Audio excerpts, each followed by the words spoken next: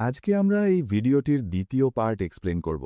যারা এর আগের পার্ট দেখোনি তারা এখনই দেখে আসো। ভিডিওটি আমার চ্যানেলে পেয়ে যাবে। তাহলে চলো আর কথা না বাড়িয়ে এই ভিডিওটি শুরু করা যাক। তো গল্পের শুরুতে আমরা দেখি সাতোমি যখন আবার ফিরে আসে তখন দেখে এখানে দুইটা মেয়ে ওর জন্য অপেক্ষা করতেছে, আর টিনা এখানে কিছু খাবার বানাইছে যেটা আসলে পিৎজা। সে বলে যে সে আসলে এই একটাই জিনিস বানাতে পারে। এরপর যখন এনজু ঘুমায় পড়ে তখন সে টিনার সাথে বসে কথন গেছিল। টিনা তখন বলে সে ওর সাথে মিশনে যেতে চায়, মানে একসাথে ফাইট করতে চায়। আর এমনিতেও তো ওকে আরও মানুষ রিক্রুট করতে হবে, তাই সে চায় ওর সাথে থেকেই ফাইট করতে। এভাবে কিছুক্ষণ কথা বলতে বলতে রাত কেটে যায় আর সকাল হয়ে যায়। সকালে কিশারা আসে টিনাকে নিতে, কিন্তু রুমে গিয়ে দেখে টিনা নাই। হঠাৎ করে ব্ল্যাঙ্কেটটা নড়ে ওঠে আর সেখান থেকে টিনা বের হয়। তখনই কিশারা একটু রেগে যায় ওর উপর। এরপর দেখা যায় সাতোমি ব্ল্যাঙ্কেটের ভিতর থেকে বের হয়ে পুলিশে কল দিতে থাকে আর পুরো ঘটনাটা জানায়। তারপর তারা বাইরে বের হয়, ঘুরতে যায় আর শপিং করতেও যায়, কিন্তু দোকানটা অনেক এক্সপেন্সিভ হওয়ায় তাদের কাছে যথেষ্ট টাকা থাকে না। তাই শেষমেশ তারা সেখান থেকে দৌড় দিয়ে বের হয়ে যায়। এরপর তারা আরও কিছু জায়গায় গিয়ে ঘোরে,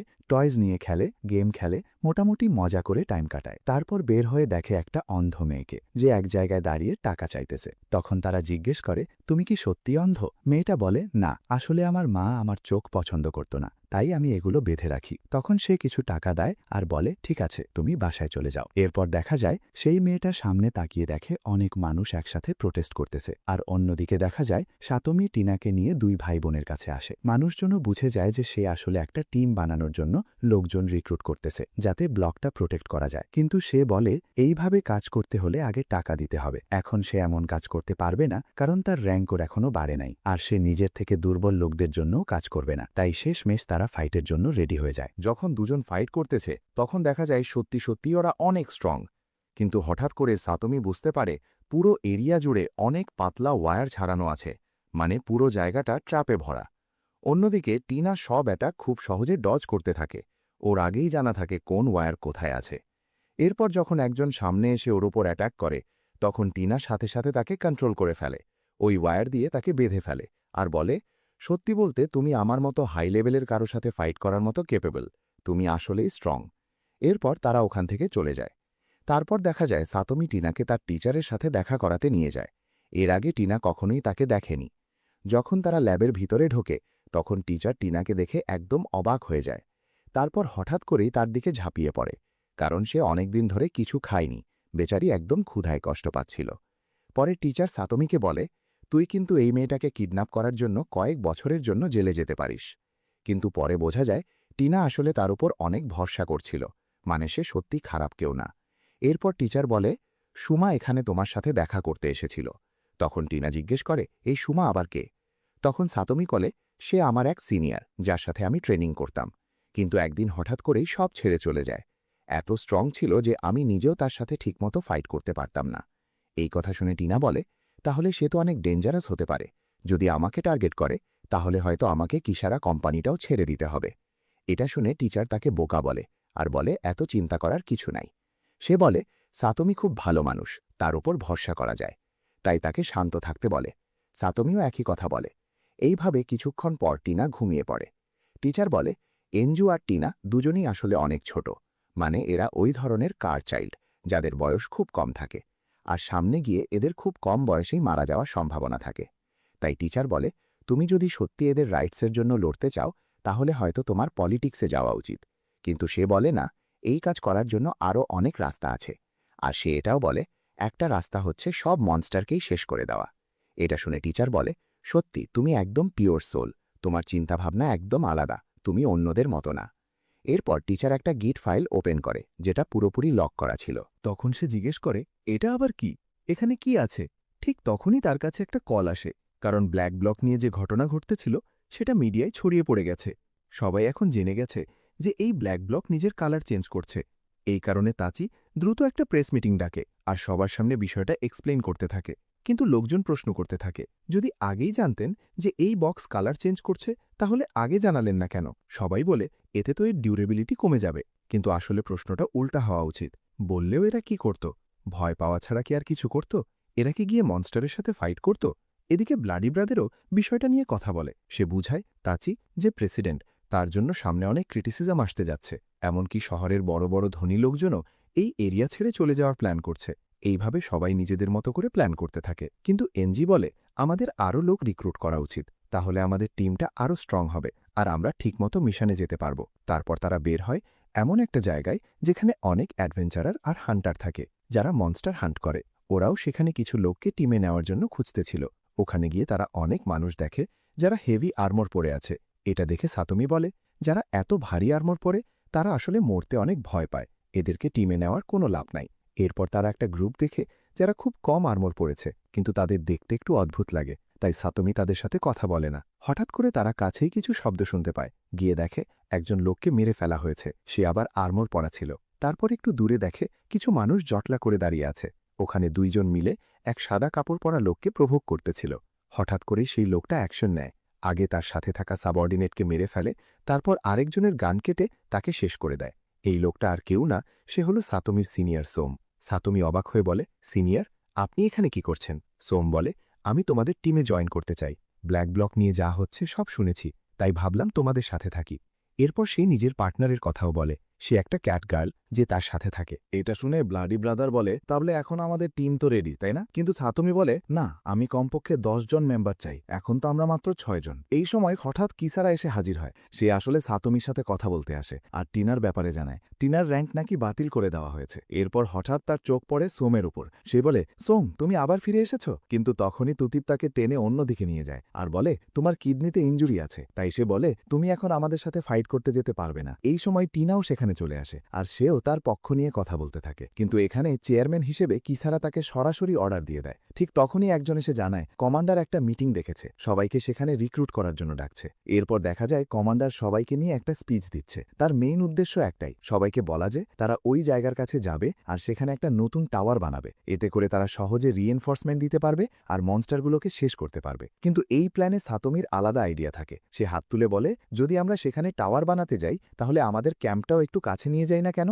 আর যেহেতু সামনে রেড ফোর্স আসতেছে, তাহলে আমরা তখন সরাসরি হেল্প করতে পারবো। কিন্তু কমান্ডার এই আইডিয়াটা সাথে সাথে রিজেক্ট করে দেয়। এরপর দেখা যায় সে আবার ফিরে এসে চুপচাপ বসে থাকে, একদম মন খারাপ করে। তখন কিসারা তার কাছে আসে। সে আসলে ভয় পাচ্ছিল এই ব্যাটেলে কিসারার জন্য কিছু না হয়ে যায়। কিন্তু কিসারা তো উল্টা এই ফাইটে অংশ নিতে চায়। সে বলে, আমি বসে বসে দেখতে চাই না যখন সবাই ফাইট করছে আর চারদিকে ধ্বংস হচ্ছে।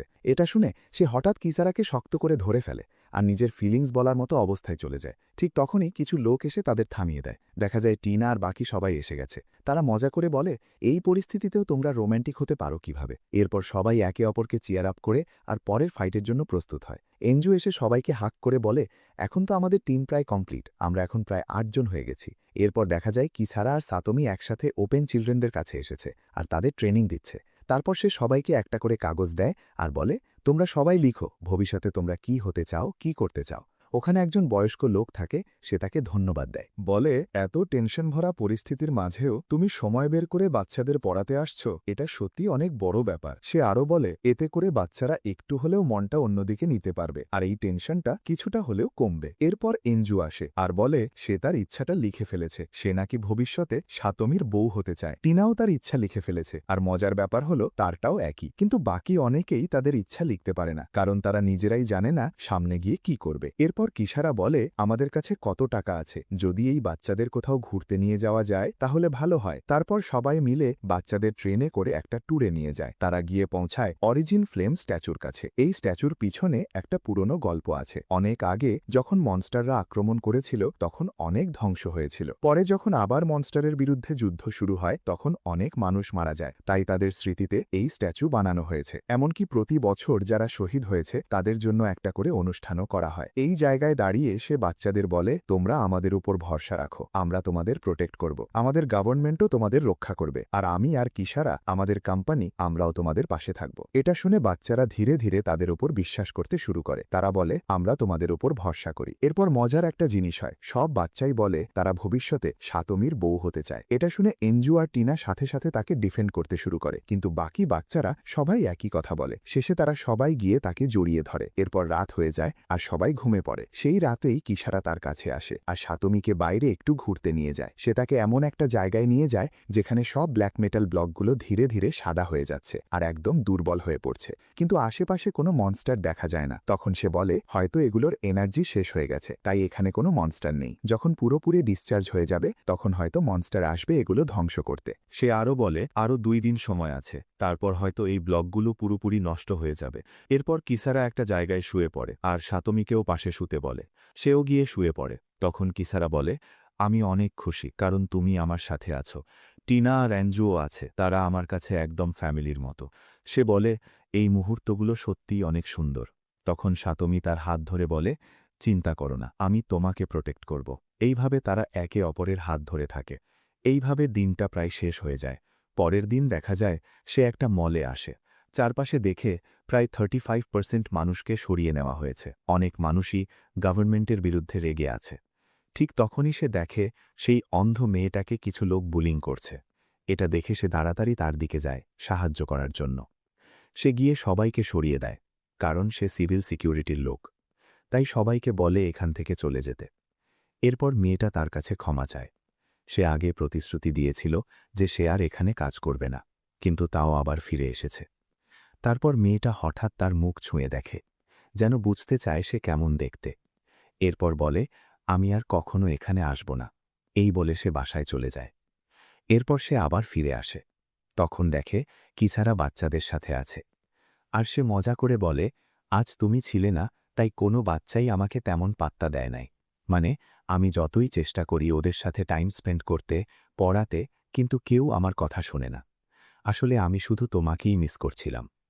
ঠিক তখনই ব্লাডি ব্রাদার আসে আর তাকে একটা ডকুমেন্ট দেয়। এগুলো আসলে কিসারাই আনতে বলেছিল, ব্ল্যাক ব্লকগুলো নিয়ে করা একটা রিসার্চ। কিসারা যখন এগুলো পড়ে তখন একটু রেগে যায়। তারপর ওই পেপারগুলো পুড়িয়ে ফেলে দিয়ে সেখান থেকে চলে যায়। কিন্তু যাওয়ার সময়ই সাতোমি দ্রুত সেই পেপারগুলো বাঁচিয়ে নেয় আর পড়তে শুরু করে, কারণ সেখানে তার ফ্যামিলির ব্যাপারেও কিছু লেখা ছিল। এই কারণেই কিসারা নিজের ফ্যামিলির কথা ভেবে একটু কষ্ট পায়। এরপর সাতোমি ব্লাডি ব্রাদারের কাছে যায় আর বলে আর মাত্র একদিন বাকি। আমি এই সময়টা বাচ্চাদের সাথে কাটাতে চাই, তাদের পড়াতে চাই। ব্লাডি ব্রাদার বলে ঠিক আছে, তবে তাড়াতাড়ি করো। এরপর সাতোমি কিসারা ট্যাঙ্কে যায়। সেখানে টিনা জেগে ওঠে, কিন্তু কিসারাকে জাগাতে পারে না। তবুও সব ঠিকই থাকে আর সে এনজুকে নিয়ে বের হয়ে যায়। যখন তারা ওই জায়গায় পৌঁছে যেখানে বাচ্চারা থাকে, হঠাৎ করে সব দেখে সে শক হয়ে যায়। চারপাশে পুলিশ দাঁড়িয়ে আছে। সে গিয়ে দেখে এখানে একটা ব্লাস্ট হয়েছে। এরপর সে এক এক করে মৃতদেহগুলো দেখতে থাকে। কারা মারা গেছে সেটা বোঝার চেষ্টা করে। আর তখনই সে পুরো ভেঙে পড়ে, কারণ যাদের সে দেখে তারা সবাই সেই একই বাচ্চারা যাদের সে এতদিন ধরে যত্ন করত। সে একদম ভেঙে যায়। এনজু দৌড়ে তার কাছে আসে। সে তার ফ্রেন্ডদের সাথে দেখা করতে চায়, কিছু জিনিসও নিয়ে আসে, কিন্তু সাতোমি পুলিশকে বলে ওকে দূরে রাখো। তবুও এনজু তার পাওয়ার ব্যবহার করে দ্রুত সেখানে চলে যায়। এদিকে সাতোমি দাঁড়িয়ে কাঁদতে থাকে। এরপর দেখা যায় সে একটা ছাদের উপর দাঁড়িয়ে আছে আর বাচ্চাদের লেখা সেই স্বপ্নগুলো পড়ছে, কে ভবিষ্যতে কি হতে চেয়েছিল। ঠিক তখনই একটা বাতাস আসে আর সব কাগজ উড়িয়ে নিয়ে যায়। সাথে সাথে বাচ্চাদের সেই স্বপ্নগুলো হাওয়ায় হারিয়ে যায়। এই সময় তার কাছে কিসারার কল আসে। সে ইতিমধ্যে ব্লাস্টের ব্যাপার সহ সবকিছু জেনে গেছে। কিসারা বলে তুমি একটু শান্ত থাকো। তখন সে ভাবতে থাকে আমি কি সত্যিই জাস্টিসের জন্য ফাইট করছি? কিন্তু যদি জাস্টিসের জন্যই করি তাহলে সেই জাস্টিসটা আসলে কোথায়? সে বুঝতে পারে যেই এই ব্লাস্ট করেছে তারা আসলে সেই লোকজন যারা কার চাইল্ডদের ঘৃণা করে, কারণ ব্লাস্টের জায়গা থেকে ব্ল্যাক মেটালের অনেক অংশ পাওয়া গেছে। কিন্তু সমস্যা হলো সে জানেই না সে আসলে কার বিরুদ্ধে ফাইট করছে, শুধু জানে সে জাস্টিসের জন্য লড়ছে, কিন্তু কোন জাস্টিস সেটাই সে বুঝতে পারছে না। ঠিক তখনই হঠাৎ আবার একটা ব্লাস্টের শব্দ শোনা যায়। তখন জানা যায় ব্ল্যাক মেটাল ব্লকটা হঠাৎ করেই ধসে গেছে, যেটা তারা ভাবছিল তার থেকেও একদিন আগে।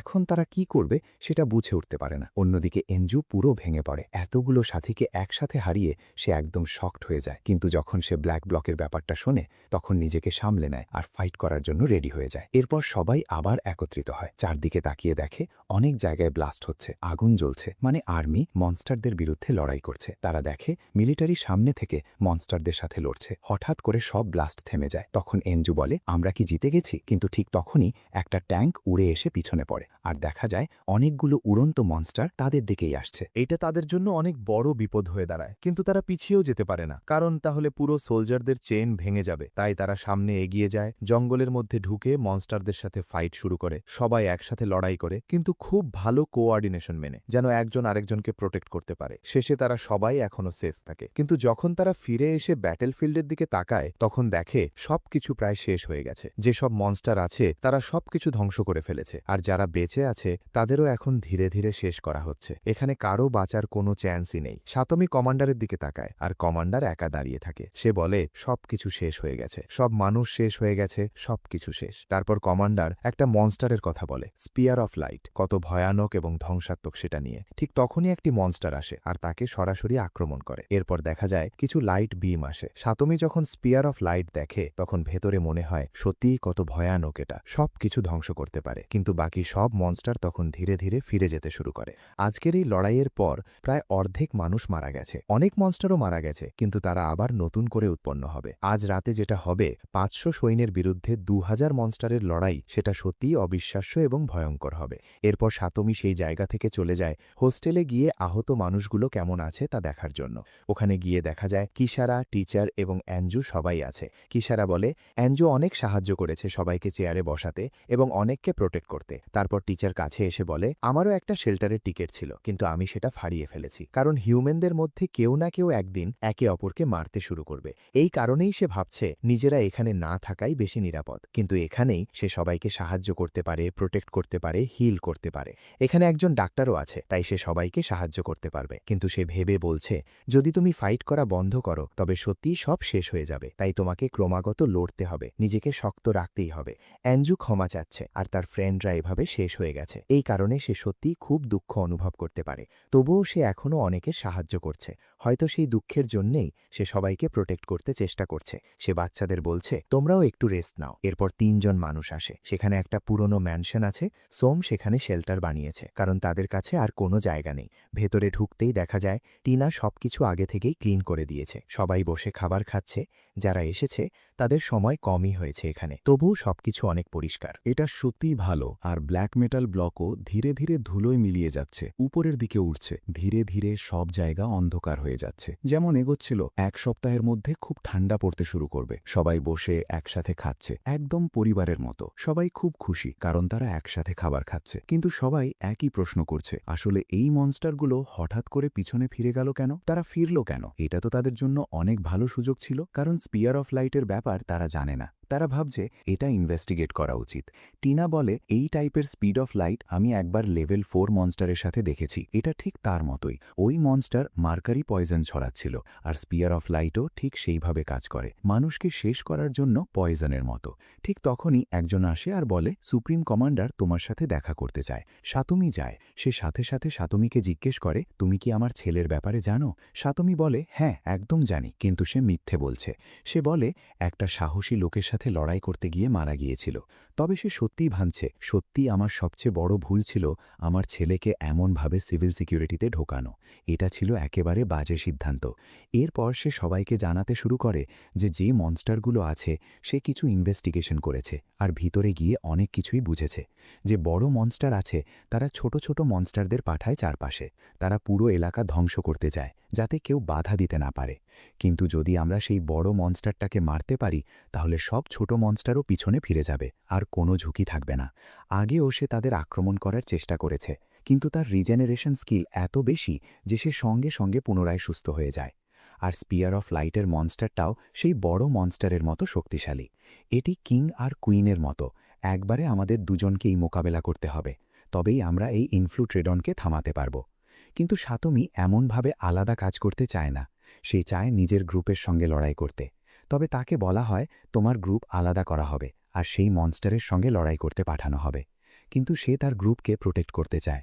ঠিক তখনই একটি মেয়ে তাকে আক্রমণ করে, কারণ সে কমান্ডারের অর্ডারের বিরুদ্ধে যাচ্ছিল। সাতমি তখন বলে, তোমাকে গিয়ে সেই কুইনকে আটকাতে হবে, তার সঙ্গে লড়তে হবে। তবে তোমার রিটার্নে সে তোমার সব মানুষকে জীবিত রেখে যাবে। এখন তার আর কোনো চয়েস থাকে না। তাই সে চুপি চুপি তার সব জিনিসপত্র একত্র করে সেখান থেকে চলে যায়। কিন্তু পথে পথে কিশারা তাকে ধরে এবং বলে, তুমি কোথায় যাচ্ছ? সে বলে, আমি চাই না তুমি আমার সঙ্গে আসো। সেই কারণে তুতি তাকে সেই জায়গা থেকে নিয়ে চলে যায়। পথে পথে সে অনেক মনস্টারের সঙ্গে মিট করে আর লড়াই শুরু করে। সে গুলি চালাচ্ছে, তবু সে ধীরে ধীরে এগিয়ে চলে, কিন্তু একসময় একটি নদীতে পড়ে যায়। মনস্টারদের কারণে যখন বের হয় তখন আশেপাশে আরও অনেক মনস্টার আসে, তারা তাকে ঘিরে ফেলে। সে ভেবে বসে, শায়দ এটা আমার শেষ সময়। কিন্তু যখন চোখ খুলে দেখে সব মনস্টার মারা গেছে। এরপর আবার চোখ খুলে দেখলে সে একটি গুহার মধ্যে, তার সামনে কুড়া আছে আর সাথে আছে হিনা। সে বলে, গান পয়েন্ট করো, তোমরা এখানে কি করছো আর কি করতে চাও? হিনা বলে, আমি তোমার জন্য কিছু মেডিসিন এনেছি, তোমার জখমগুলো বেঁধে দিয়েছি, তাই চিন্তা করো না। সাতমি এসে বলে, আচ্ছা তুমি এখানে কি করছো? হিনা বলে, অবশ্যই আমি এখানে মনস্টারদের শেষ করতে এসেছি। মনে করে সেই মনস্টার যা লেয়ার বিম শুট করছে, মার্কারি পয়জনের মতো। কিন্তু শেষ ফাইটে সে অংশ নেয়নি, কারণ সে শান্তির জন্য লড়াই করতে চায়, যেমন তোমরা সবাই লড়াই করছো। সে শুধু এনজয় করতে চায়। আর সত্যি বলতে সে তোমাদের শান্তিপূর্ণ লাইফ দেখে একটু হিংসা করছে, তাই সে চাইছে তাকে জয়ের আনন্দ দেখানো হোক, তাকে শেখানো হোক জয়ের আনন্দ কেমন হয়।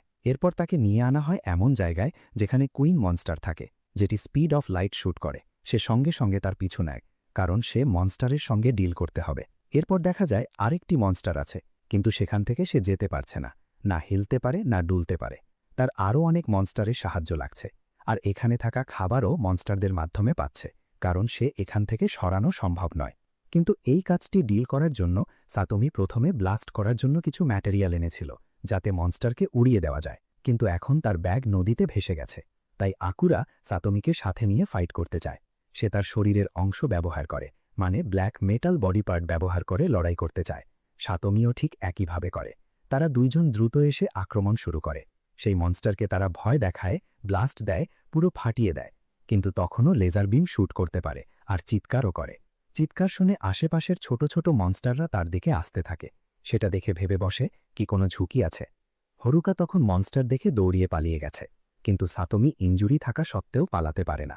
হিনা তৎক্ষণাৎ এসে তাকে অন্যদিকে নিয়ে যায় এবং এক জায়গায় নিরাপদ রাখে। এই সময়ই দেখা যায় বড় মনস্টারটাও সেখানে আছে। দ্রুত পালিয়ে গিয়ে তানজিককে জানাতে চায়, আমি কুইনকে ডিল করে ফেলেছি, তাই বড় মনস্টারও আমি ডিল করেছি। এরপর অনেক ফোর্স আসে, অ্যারোপ্লেন থেকেও অনেক বোমা ফেলে। সব আক্রমণের পর বিবিএম মনস্টারের মাথা ফেটে যায়, কিন্তু আবার রিজেনারেট হতে থাকে। যেমন কমান্ডার বলেছিল, সে ইমমর্টাল। ফাইট চলতেই থাকে। এরপর সাতোমি তার ক্যাম্পে ফিরে আসে। সবাই তাকে দেখে খুশি হয়। এনজি এসে তাকে হাক করে, কিছুক্ষণ বাইটও করে, কারণ সে কোনো কিছু না বলে চলে গেছে। ঠিক তখন কিশারা এসে বলে, গ্যাডু মারা গেছে। সে নিজের জীবন ত্যাগ করেছে মনস্টারের সঙ্গে লড়াই করার সময়, তাই এখন সাতোমিকে নতুন কমান্ডার করা হয়েছে। সাতোমি গ্যাডুর দেহ দেখে বলে, সত্যি বলতে আমি গ্যাডুকে হেট করিনি। ওখানে সবাই আছে যারা হরুকার সঙ্গে লড়াই করতে চাচ্ছে, কারণ সে এই ক্যাম্পে এসে অনেককে মারার চেষ্টা করেছে তাকে আটকানোর জন্য। কিন্তু হিনা যখন এনজুকে দেখে তখন সে তার সঙ্গে লড়াই করতে চায়, কিন্তু ব্লাডি ব্রাদারের বোন এসে তাকে থামিয়ে বলে,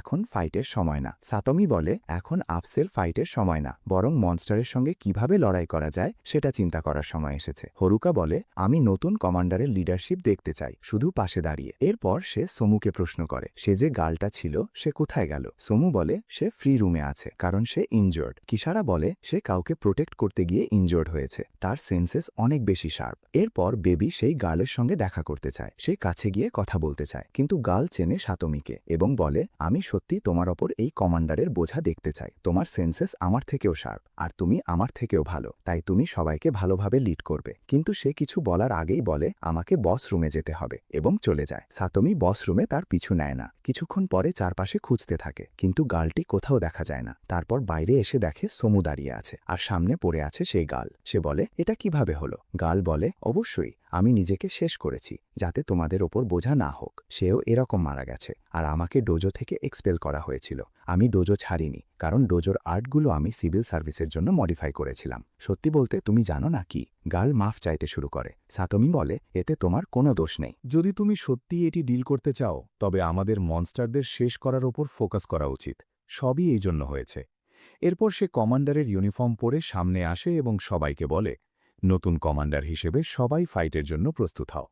কিন্তু ওরা তাকে কমান্ডার হিসেবে দেখতে চায় না, চায় সে এখান থেকে চলে যাক, আর সে নিজেও এখান থেকে পালাতে চায়। কিন্তু হঠাৎ সে সামনে গিয়ে যে লোকটা বেশি কথা বলছিল তাকে মার দেয় এবং বলে, যে কেউ আমার বিরুদ্ধে যাবে আমি তাকে মেরে ফেলব। যেভাবেই ওই লোকটা শ্যুট করতে চায় হরুকা পিছন থেকে তাকে ঢেকে প্রোটেক্ট করে। তারপর সে বলে, আমি গেটুর মতো কাণ্ডকালা অনেক বেশি পরিকল্পিত নই। আমি ক্রুরাল। আমার সামনে যদি কেউ পালানোর চেষ্টা করে বা আমার অর্ডার না মানে, ব্যাটেলে না যায়, আমি তাকে নিজেই মারব। এরপর সে ফিরে আসে। কিসারা বলে, এই ধরনের পরিস্থিতিতে সব মানুষ মনস্টার থেকে ভয় পেয়ে পালাতে চায়। তোমার এমন স্পিচ দেওয়া কি ঠিক? সে বলে, অবশ্যই, ওরা মনস্টারের থেকে ভয় পাচ্ছে। যদি তাদের লড়াই করাতে চাই এবং এগিয়ে যেতে চাই, তবে তাদের ভেতরে মনস্টারের থেকেও বেশি ভয় দিতে হবে। তখনই তারা আমার কথা মানবে। আর হয়তো এজন্যই কেউ কেউ আমাকে ঘৃণা করবে, কিন্তু আমি একেবারেই পাত্তা দিচ্ছি না। কিসারা বলে, আমি সবসময় তোমার পাশে থাকব, পুরো পৃথিবী তোমার বিরুদ্ধে গেলেও।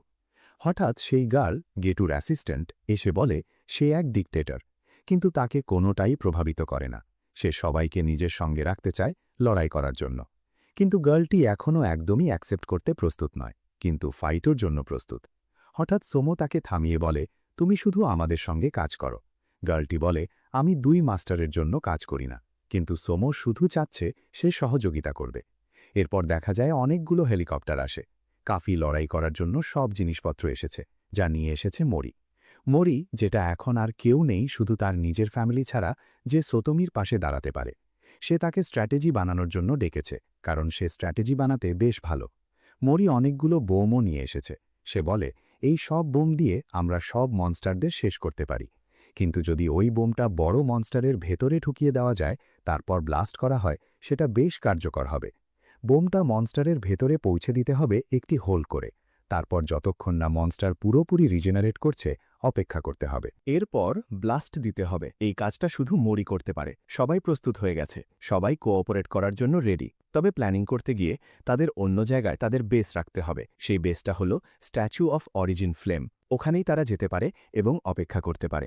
সব এনিমি তখন পৌঁছে গেছে। সেখানে অ্যাঞ্জুকে দেখে সে তার সব সাথীদের মনে করে আমরা একসাথে এখানে এসেছিলাম। সে তার পুরনো স্মৃতিগুলো মনে করে। সো তুমি ভেবে বলে, আমি কিভাবে ভুলে গিয়েছিলাম। অ্যাঞ্জু এখানে এসে তার সব ফ্রেন্ডদের মনে করে। কিন্তু সে বলে, এই ওয়ার্ল্ডে একসময় আসতেই হবে যখন তোমাকে এই পৃথিবীকে চয়েস করতে হবে, প্রোটেক্ট করতে হবে, আর এখানেই ছেড়ে দিতে হবে। সেই মুহূর্তে সে শুধু তার পাশে থাকে। সবাই অপেক্ষা করছে মনস্টারদের আসার জন্য। এখানে সবাই মারা যাবে এবং সব মনস্টারও মারা যাবে। এরপর দেখা যায় টোকোডো ফিরে এসেছে। এবার সে রিভেঞ্জ নিতে এসেছে সোতোমির থেকে। পরবর্তী 10 মিনিট বাকি ছিল, কিন্তু কোনো মোটর দেখা যাচ্ছিল না। হঠাৎ করে অনেক বড় একটি বেভ দেখা গেল, যেটা ধীরে ধীরে সেই দিকে এগোচ্ছিল। সবাই শুধু অপেক্ষা করছিল যাতে সেটা কাছে আসে। হঠাৎ দেখতে পেল সবাই আকাশে অনেক ডেন্স লাইট আপ হচ্ছে। ঠিক তখনই তাশি কল করল এবং বলল সে সব ঠিক করে দিয়েছে। এগুলো সবাই হলো যারা আশা করছে তারা বাঁচবে। সোটুমি বলল, ঠিক আছে, সবাই শুধু চেয়ার আপ করবে। আমি চাই তোমরা সবাই ফাইট করো। পরবর্তী ফাইটের সময় এসে গেছে। সোটুমি সবাইকে বলেন ওপেন ফায়ার করতে। সবাই ফায়ার করতে শুরু করে। যারা উড়ন্ত মনস্টার তাদের সহজেই ডিল করা হচ্ছে। সোতোমির সময় তখনও বাকি ছিল, কারণ বড় মনস্টারও ঢুকেছে। সে সেই দিকে এগোচ্ছিল, কিন্তু তার পথেই আর একটা বড় মনস্টার দাঁড়িয়ে যায়।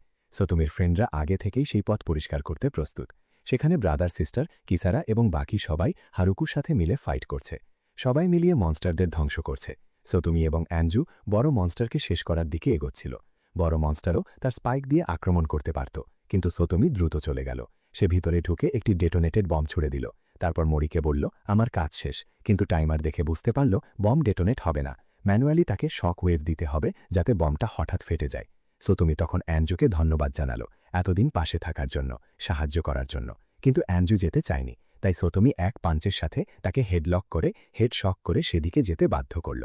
সে দ্রুত এগোচ্ছিল। হঠাৎ তার ওপর অ্যাসিড আক্রমণ হলো। সঙ্গে সঙ্গে সে মাটিতে পড়ে গেল, কারণ তার পা পুরোপুরি অ্যাসিডে ক্ষতিগ্রস্ত হয়ে গিয়েছিল। কিন্তু সঙ্গে সঙ্গে সোমো ফিরে আসে এবং বলে, তুমি এখন এখানেই থামো, তোমার মিশন আমি এখন কেয়ার করব। কিন্তু মানুষের টেকের জন্য এখন একমাত্র আশা বাকি ছিল, তাই সে দ্রুত এগিয়ে গিয়ে একটি পাঞ্চ দিয়ে আক্রমণ করে। তার আক্রমণ সোতোমির থেকেও বেশি অ্যাডভান্সড। সঙ্গে সঙ্গে একটি ব্লাস্ট হয় এবং পুরো মনস্টারটা ছোট ছোট টুকরো হয়ে যায়। যখন সে চোখ খুলে দেখে, তখন এক বিশাল ব্লাস্টের মাঝে আঙুলের পাশে অ্যাঞ্জু তাকে তাকে কেয়ার করছে। সঙ্গে সঙ্গে সব কাজ শেষ হয়ে গেছে। ছোট ছোট মনস্টাররা ফিরে যেতে শুরু করে, আর ব্ল্যাক মেটাল ব্লকগুলো পুনরায় আনা হয় এবং সেখানে বসানোর কাজ শুরু হয়। সবাই ফিরে আসে, তারপর সবাই একত্রিত হয়। সেখানে কিসারার ভাই আসে তার সঙ্গে দেখা করতে, কিন্তু সে জানে গতবার যে ম্যাটার ব্লক বানানো হয়েছিল সেটার কাজ এখনও চলছে। সেই কনস্ট্রাকশনের কাজ তার ভাইয়েরই অধীনে ছিল, তাই সে এখানে এসেছে। গতবার যে ব্ল্যাক ব্লক বানানো হয়েছিল তার মেটেরিয়াল খুবই বাজে মানের ছিল। সেখানে টাকা ব্যবস্থাপনায় বড় ফাঁকফোকর ছিল। সম্ভবত তার ভাই করেছে, কারণ তারই দায়িত্ব ছিল।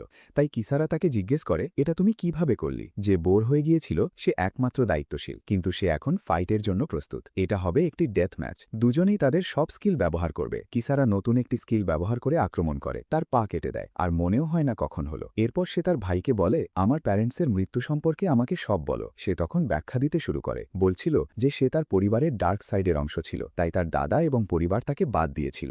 পুরো সিটিতে যেভাবে মনস্টাররা ঘুরছিল তা কোনো কোইন্সিডেন্স ছিল না। তারপর সে ওখান থেকে বেরিয়ে যায় এবং সোতোমিকে বলে, গেট লক কর। সোতোমি জিজ্ঞেস করে, এটা কি? সে বলে, অবশ্যই, আমার ওই অ্যাটাকের স্বার্থ কেবল এক পার্ট ছিল না, দুই পার্ট ছিল।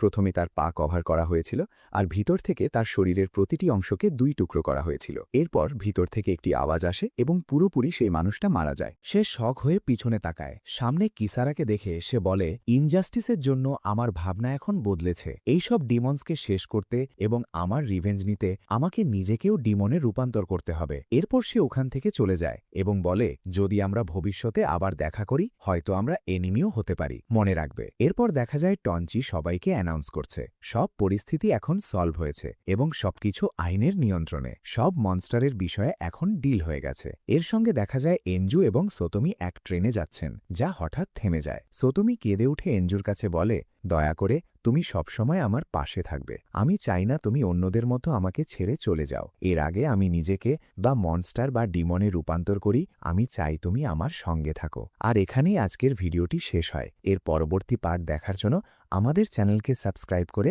আমাদের পাশেই থাকো। আর যদি এই ভিডিওতে 100টি লাইক আর 50টি সাবস্ক্রাইবার পূরণ করে দাও, তাহলে আমি খুব তাড়াতাড়ি এর পরবর্তী পার্ট নিয়ে আসব।